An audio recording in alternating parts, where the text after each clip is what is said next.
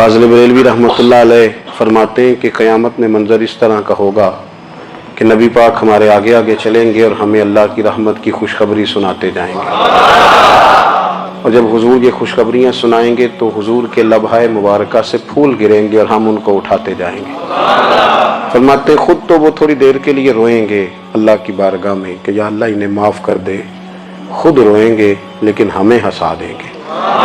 पेश हक मुजदा शफात का सुनाते जाएंगे, आप रोते जाएंगे पर हमको हंसाते जाएंगे। और बाग़ जन्नत में मुहम्मद सल्लल्लाहु ताला अलैहि वसल्लम, बाग़ जन्नत में मुहम्मद मुस्कुराते जाएंगे, फूल रहमत के गिरेंगे हम उठाते जाएंगे। हश्र तक डालेंगे हम पैदाइश मौला की धूम, और मिस्ल फारिस नजद के किले गिराते जाएंगे। और क्या ज़ौक़ बयान किया, फरमाने लगे खाक हो जाएं अदुव जल कर मगर हम तो रज़ा, दम में जब तक दम है जिक्र उनका सुनाते जाएं। जब तक सांसों की डोरी चल रही है, दम में जब तक दम है जिक्र उनका सुनाते जाएंगे। अल्लाह ताला ने अपने महबूब अलैहिस्सलाम को अपना मुतलक नायब बनाकर, अपना महबूब आज़म बनाकर, वैसे ही सारे इंसानों के बारे में कहा वइज़ क़ाल रब्बुका लिल मलाइकति इन्नी जाइलुन फिल अर्दि खलीफा, मैं ज़मीन में अपना नायब बनाने वाला हूँ। लेकिन हुजूर अलैहिस्सलाम तो महबूब है ना, हुजूर की नियाबत तो महबूबियत के दर्जे पर फायज है। तो रसूल पाक को रब करीम ने इस तरह का बना के भेजा कि हज़रत अब्दुल्लाह इब्न रवाहा रज़ियल्लाहु ताला अन्हु बयान फरमाते हैं कि अगर हुजूर कोई मौजज़ा न भी दिखाते, नबी करीम अलैहिस्सलाम से कोई एजाज लोग न भी देखते, तो महबूब का तो चेहरा ही इस तरह का था, लोगों ने देखते जाना था और कलमा पढ़ते जाना था। लेकिन बावजूद इसके मेरे रसूल पाक का एजाज ये है, कमाल ये है कि हुजूर कभी इशारा कर दें तो चांद दो टुकड़े हो जाए, कभी दुआ मांग दें तो डूबा हुआ सूरज वापस आ जाए, कभी महबूब गुजरने लगे तो पत्थर आप पर सलाम पड़े, कभी हुजूर पहाड़ पर चढ़ जाएं तो पहाड़ वज्द में आकर झूमने लगे, महबूब का कभी नमाज पढ़ाते इरादा बन जाए तो अल्लाह ताला किबले का रुख ही तब्दील फरमा दे। क्या खूबसूरत सोच है और क्या नजरिया देते हैं बरेली के इमाम। फरमाते इजाबत का जोड़ा इनायत का सेहरा दुल्हन बन के निकली दुआए मोहम्मद, और इजाबत ने झुक कर गले से लगाया बड़ी नाज से जब दुआए मोहम्मद। देखो खुदा की रजा चाहते हैं दो आलम, खुदा चाहता है रजाए मोहम्मद सल्लल्लाहु ताला अलैहि वसल्लम। और एक मकाम पे फरमाते हैं नाइबे दस्त कुदरत पे लाखों सलाम, नाइबे दस्त कुदरत पे लाखों सलाम। तो अल्लाह ताला ने नबी पाक सल्लल्लाहु अलैहि वसल्लम को जो एजाज। फिर एक और बात, अल्लाह तबारक व तआला ने ना हमारे महबूब करीम अलैहिस्सलाम को दुनिया में भेजा तो फरमाया या अय्युहन्नासु कद जाकुम बुरहानुम मिर रब्बिकुम, ऐ लोगों तुम्हारे पास तुम्हारे रब की दलील आ गई है। अल्लाह तबारक व तआला ने महबूब पाक अलैहिस्सलाम को सिरापा दलील बना के भेजा। बाकी अंबिया किराम अलैहिमुस्सलाम के पास भी अपनी नबुव्वत के दलाइल के तौर पर बेशुमार मौजज़ात थे, और हुजूर करीम अलैहिस्सलाम के तो पूरे वजूद को ही अल्लाह ने मौजज़ा बनाया है। और नबी पाक सल्लल्लाहु ताला अलैहि वसल्लम की नबुव्वत की दलीलें, हुजूर के रिसालत के मुस्तहकम दलाइल जगह जगह आपको मिलेंगे। सबसे पहली चीज़ तो ये समझने वाली है कि नबी पाक अलैहिस्सलाम ने जिस चीज़ को सबसे पहले अपनी नबुव्वत की दलील के तौर पर बयान फरमाया वो हुजूर का किरदार है। हुजूर की पैदाइश से लेकर विलादत मुबारका से लेकर हुजूर अलैहिस्सलाम के ऐलान नबुव्वत तक, इस दौरान नबी पाक ने जो तबलीग फरमाई है वो अपने किरदार से फरमाई है। अरब का वो मुआशरा जो बड़ा मैला कुचैला गदला हो चुका था, जिसके अंदर सरासर मादा परस्ती का जोर था, जिसके अंदर लोग इंसानों की खरीदो फरोख्त करते थे, जिसके अंदर बेटियों को जिंदा दफन कर देते थे, जिसके अंदर जो आदमी जितना ज्यादा मजबूत होता था उतना ज्यादा लुटेरा बन जाता था, उस मुआशरे के अंदर रसूल करीम अलैहिस्सलाम ने 40 साल गुजारे। और इस तरह गुजारे कि जो बेगाने भी थे वो भी कहा करते थे ये सादिक हैं, ये अमीन हैं। और जब हुजूर ने ऐलान नबुव्वत किया तो फरमाया, ये कुरान मजीद के लफ्ज है, फरमाया फ़क़द लबिस्तु फ़ीकुम उमरम मिन क़ब्लिही अफ़ला ताक़िलून, मैं तुम्हारे बीच उम्र का एक हिस्सा गुजार चुका हूं, तुम्हें अकल नहीं है, शऊर नहीं है। नबी करीम अलैहिस्सलाम ने अपने किरदार को, अपने अमल को अपनी नबुव्वत की दलील के तौर पर बयान फरमाया।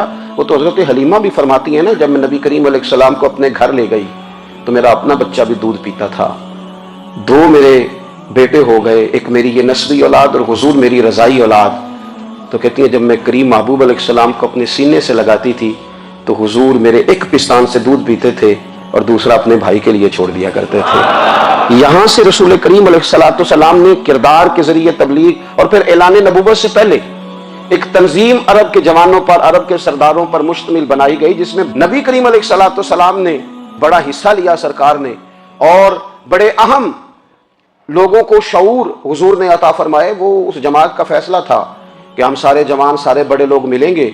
ये हुजूर के ऐलान नबूवत से पहले की बात है। हम बड़े लोग मिलेंगे, किसी बड़े को किसी छोटे पर जुल्म नहीं करने देंगे, किसी आदमी को किसी गरीब का हक नहीं खाने देंगे। हुजूर अलैहिस्सलाम ने ना अपने किरदार से, अपने अमल से, और आपका जो अमल होता है ना वो असल होता है। एक होता है आप कोई बात करते हैं और एक होता है कि आप कोई अमल करते हैं। आप जब अमल करते हैं तो अमल के जरिए भी लोगों तक बात पहुंचती है कि दरअसल आपका उठना बैठना चलना फिरना क्या है।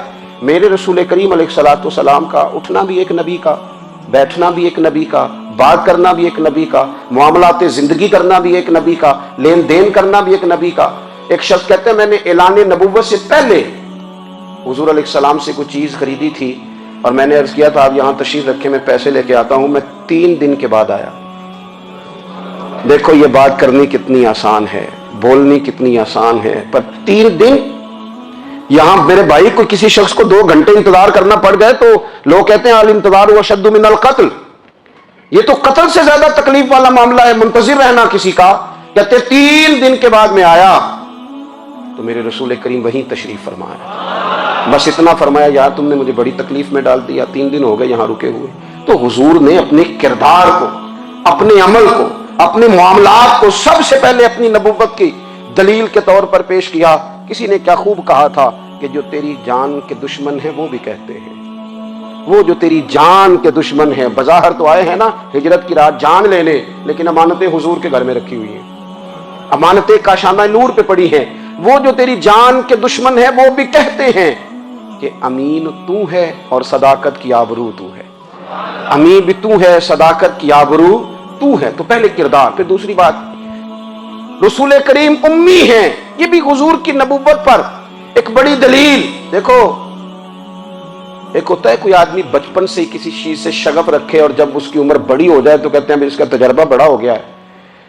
ये पहले कुछ शेर कहता था, कोई अदबी जुमला कहता था, तो अब इसकी ये काम करते करते उम्र बड़ी हो गई है तो रसूख हासिल हो गया। 40 साल की उम्र मुबारक तक नबी करीम ने एक शेर भी नहीं कहा।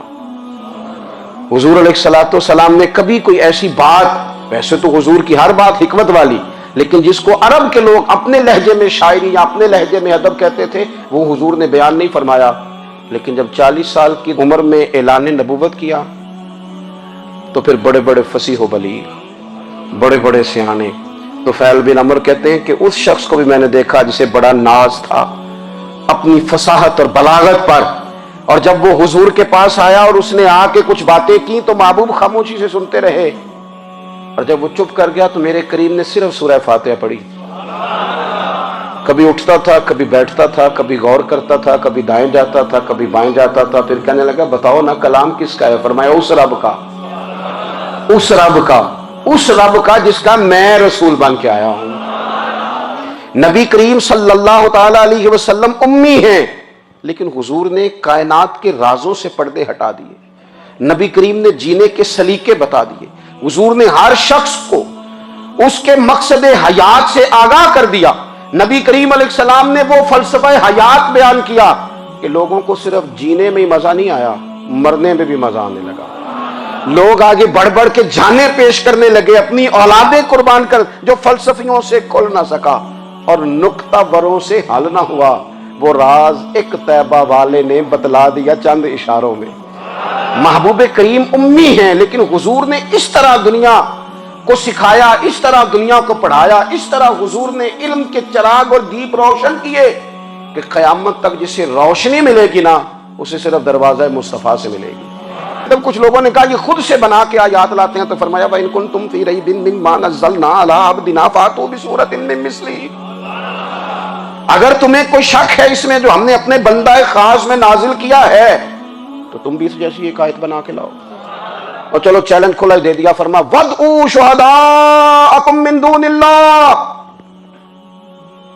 اللہ اور اللہ والوں کو چھوڑ دو، تفسیری ترجمہ عرض کر رہا ہوں، یعنی صحابہ کو چھوڑ دو، حضور کے ماننے والوں کو چھوڑ دو، باقی ساری دنیا کے کافر اکٹھے ہو جاؤ، ایک آیت بس قرآن جیسی لے کے آؤ، ایک آیت لے کے آؤ، ان کنتم صادقین، اگر تم سچے ہو۔ جوانوں سنو، کہا ایک آیت، اور یہ چیلنج آج تک قرآن مجید کا موجود ہے، آج تک، وَإِن كُنتُمْ فِي رَيْبٍ مِّمَّا نَزَّلْنَا عَلَىٰ عَبْدِنَا فَأْتُوا بِسُورَةٍ مِّن مِّثْلِهِ، تم قرآن کے مقابلے کی ایک سورت لے کے آؤ اور سارے حمایتی اکٹھے کر لو اپنے، ان کنتم صادقین، اگر تم سچے ہو۔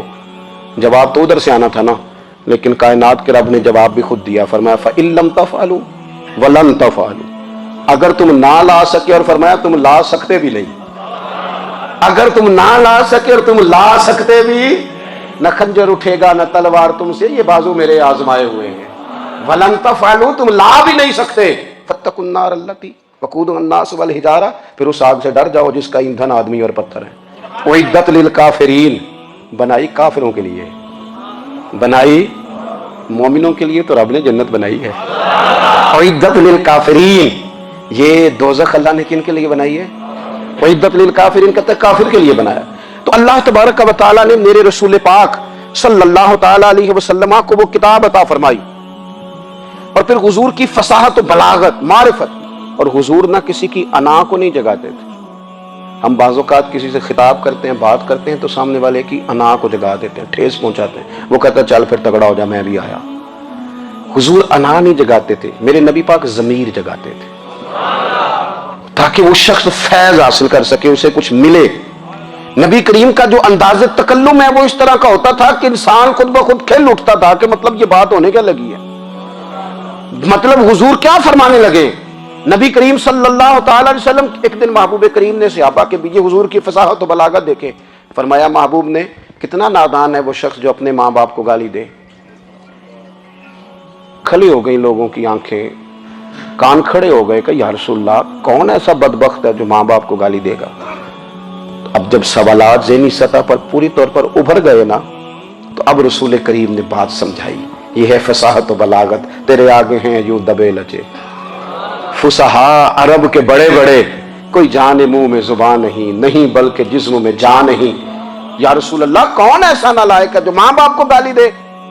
اب جب ذہنی سطح یہاں تک ابھر آئی تو اب حضور نے سمجھایا، فرمایا جب تم کسی کے ماں باپ کو گالی دو گے نا، تو وہ بھی تو جواب میں تمہارے ماں باپ کو دے گا نا، تو فی نفس ہی یہ تم نے خود ظلم کیا ہے اپنے ماں باپ پر۔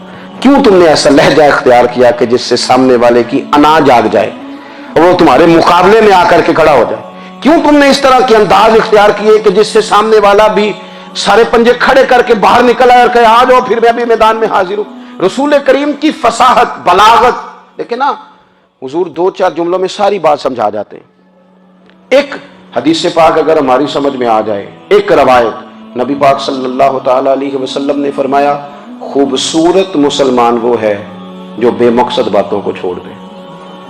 لو، اس سے پوری زندگی سجائی جا سکتی ہے، ایک جملے سے پوری زندگی سواری جا سکتی ہے، کوئی لمبی چوڑی باتوں میں جانے کی ضرورت نہیں۔ کہا خوبصورت مسلمان یہ ہے جو بے مقصد باتوں کو چھوڑ دے، لا یعنی باتوں کو، کیا کہتے ہیں ہمارے دیہات کے لوگ، جڑے پنڈ جانا نہیں وہ راہ پوچھنے دی، لیکن آج کل لوگ باز آندے، یعنی جس بات کا بالکل تعلق نہیں نا وہ بات بھی کرتے جاتے ہیں، جس کا شعبہ ہی نہیں وہ بھی چھلانگ لگا لگا کے اس میں آ جاتا ہے۔ ہم اپنا وقت ضائع کرتے ہیں، اپنی صلاحیتیں ضائع کرتے ہیں، اپنا نقصان کرتے ہیں، ہم اپنا کام صحیح کر کے نہیں کرتے اور دوسری ساری دنیا کو ٹھیک کرنا چاہتے ہیں۔ او بھائی، آپ جس جگہ جس شعبے سے تعلق رکھتے ہیں آپ اپنے معاملات میں مضبوطی پیدا کریں۔ حضور نے اپنی فصاحت کے ساتھ، بلاغت کے ساتھ لوگوں کو قائل کیا، اور قرآن مجید کی تاثیر کا یہ اثر میرے کریم رسول نے دکھایا کہ رات کو جب حضور بیٹھ کے قرآن پاک پڑھتے تھے نا،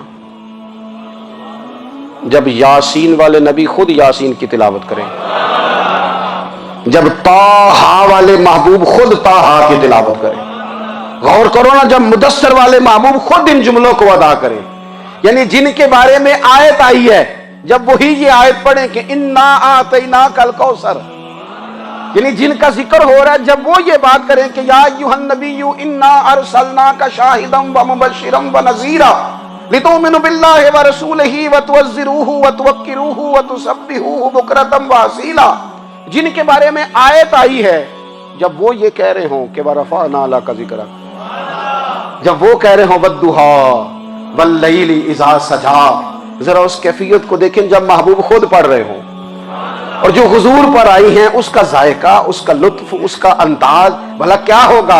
हुजूर जब रात को पढ़ते थे ना कुरान पाक, तो जो पक्के काफिर थे ना, अबू जहल जैसे लोग, वो भी झाड़ियों में छुप छुप के मदीने वाले की तिलावत सुना करते थे, हुजूर की तिलावत सुना करते थे। यही बेहतर है कि पर्दों में वो पर्दा पोश रहे, वो अगर पर्दे हटा दे तो किसे होश रहे। रसूल करीम अलैहिस्सलाम की तिलावत का सुनना, करीब जाना, ये एजाज है।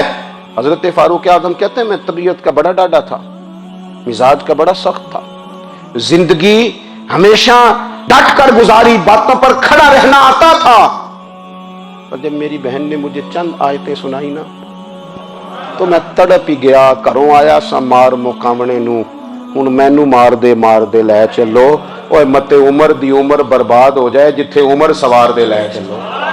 ये एजाज है रसूल करीम सल्लल्लाहु ताला अलैहि वसल्लम पर नाजिल होने वाली किताब का। फिर हुजूर ने खबरें दी, नबी पाक ने खबरें दी। हुजूर ने फरमाया रूम फतह होगा, वो हुआ।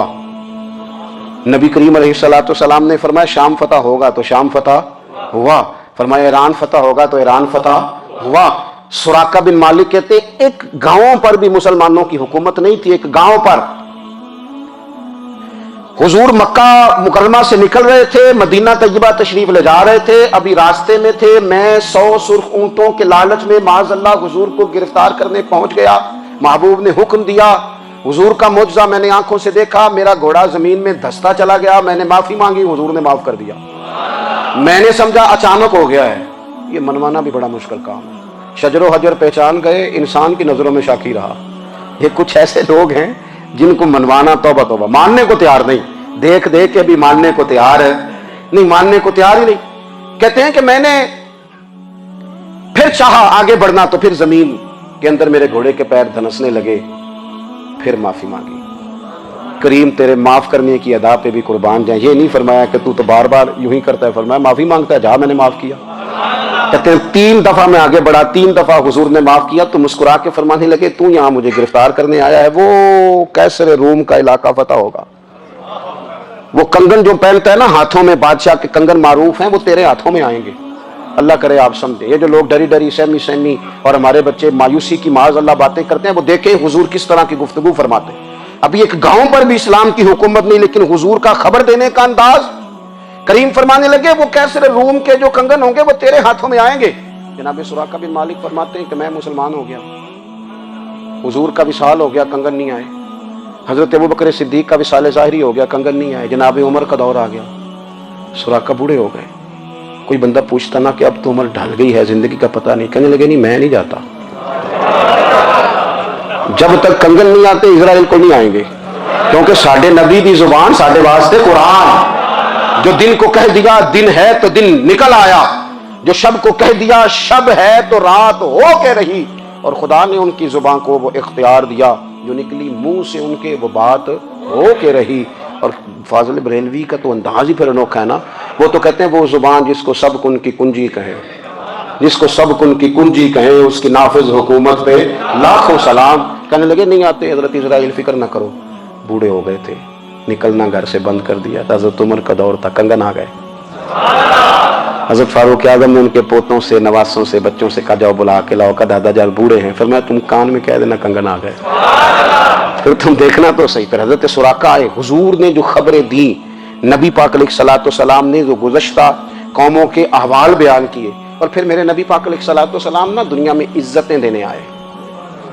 इज्जतें, ये मिजाज हमें कम करना चाहिए। ये जो हम सारी जिंदगी इस काम में लगा देते ना, किसी को नीचा कैसे दिखाना है, ये अंदाज हुजूर ने नहीं हमें दिया। आप देखो हुजूर तशरीफ लाए तो हमें पता चला कि हजरत यूसुफ जैसा सोना कोई नहीं। हुजूर तशरीफ लाए तो हमें पता चला कि हजरत दाऊद जैसी खूबसूरत आवाज किसी की नहीं। हुजूर तशरीफ लाए तो हमें पता चला कि जनाब ईसा अलैहिस्सलाम का फक्र इख्तियारी किस तरह का था। महबूब तशरीफ लाए तो हमें पता चला कि हजरत मूसा का जलाल किस तरह का था। ये तो हुजूर आए تو نبی پاک علیہ السلام نے اس کی بھی عظمت بیان کی، اس کی بھی شان بیان کی. حضور نے بتایا کہ ابو بکر صدیق کی شان کیا ہے، فاروق اعظم کا مرتبہ کیا ہے، عثمان غنی کی حیا کیا ہے، مولا علی کی شجاعت کیا ہے، اہل بیت نبوت کی عظمت کیا ہے. حضور آئے عزتیں دینے. ماں کو عزت دی مدینے والے رسول نے.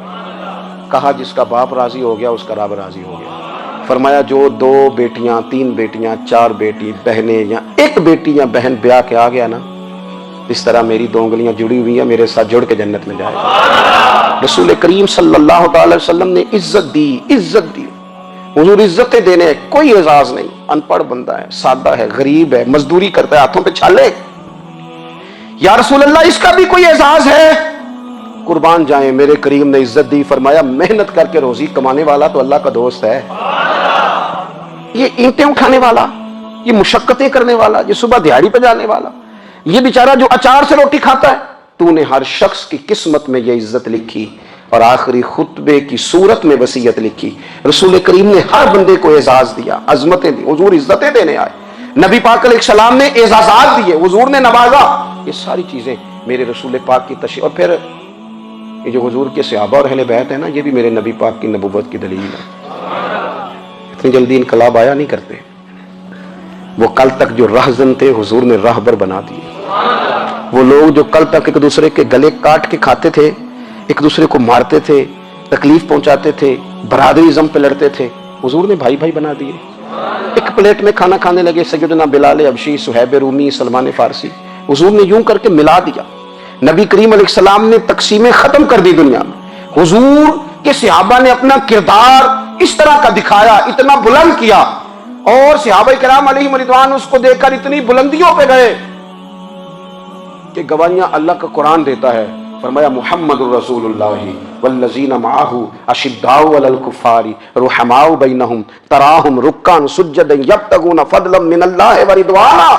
فرمایا یہ جو میرے محبوب کے ساتھ والے ہیں کافروں پر سخت ہیں، آپس میں نرم دل ہیں. تم جب بھی انہیں دیکھو گے سجدے کرتے دیکھو گے، رکوع کرتے دیکھو گے، تم انہیں دیکھو گے اللہ کی رضا کے متلاشی ہیں.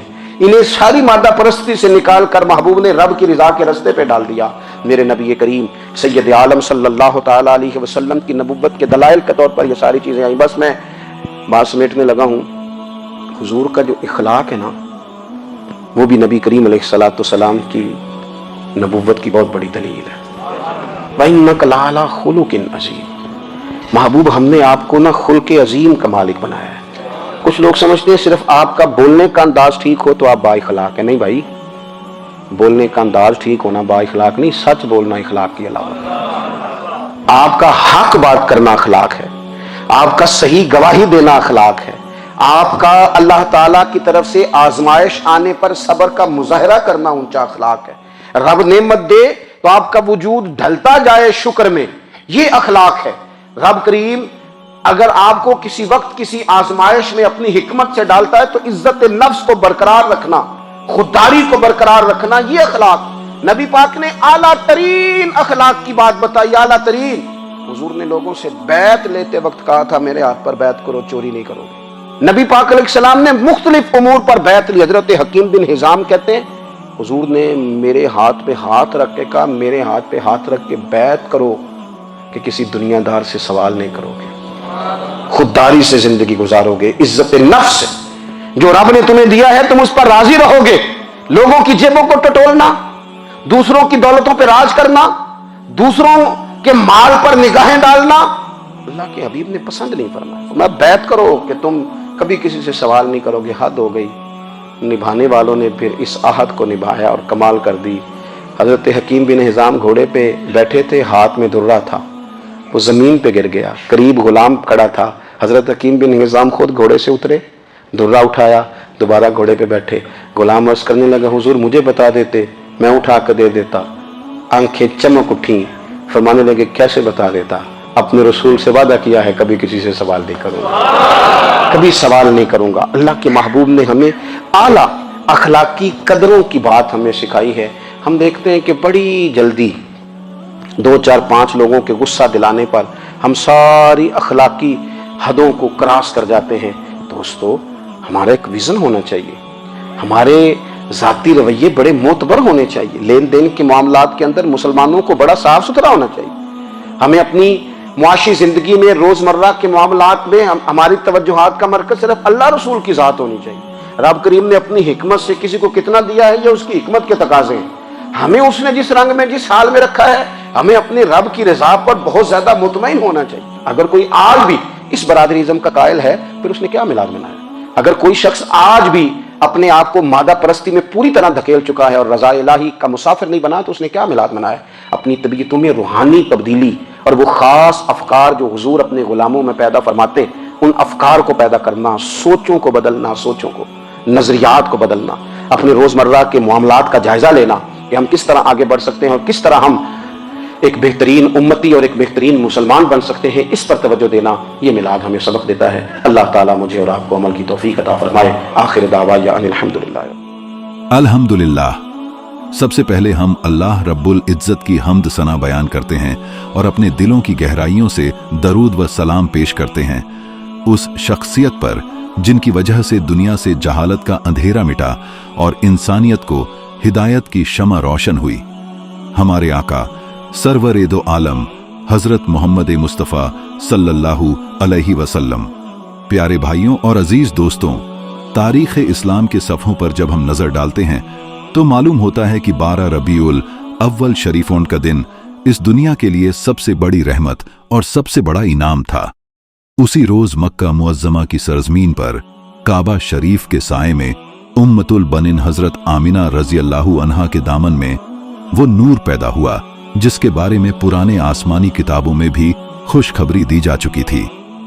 ये वही नूर था जिसकी आबरू में हजरत आदम से लेकर हजरत ईसा अलैहिस्सलाम तक तमाम अंबिया अलैहिमुस्सलाम दुआएं मांगते रहे थे। मक्का शहर बुतपरस्ती और जाहिलियत के अंधेरों में डूबा हुआ था। हर तरफ नाइंसाफी, जुल्म और जहालत का बाजार गर्म था। लोग अपनी बच्चियों को जिंदा दरग कर देते, अमीर गरीब में फर्क करते और कबीलों के झगड़े सदियों तक जारी रहते।